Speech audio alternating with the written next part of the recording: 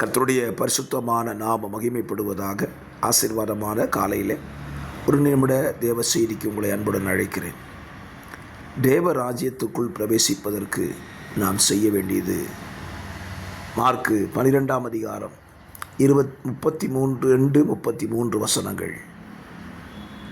பிரதான கற்பனையை அறிந்து வைத்திருந்தவனை பார்த்து இயேசு சொன்னார், நீ தேவ ராஜ்யத்திற்கு தூரமானவன் அல்ல. அப்படியானால் தேவராஜ்யத்துக்குள் பிரவேசிப்பதற்கு தேவனுடைய பிரமாணங்களையும் சட்டதிட்டங்களையும் அறிந்து அதை கை கொள்ளும் பொழுது நாம் தேவராஜ்யத்துக்குள் பிரவேசிக்க முடியும். தூரமாய் நின்றுவிட்டு போகிறவர்களாய் அல்லாமல் அறிந்த சத்தியத்தை கடைபிடிக்கிற ஜனங்களாக நீங்களும் நானும் மாறுவோம். தேவராஜ்யத்துக்குள் பிரவேசிக்க கர்த்தர் நமக்கு உதவி செய்வார். God bless you. Amen.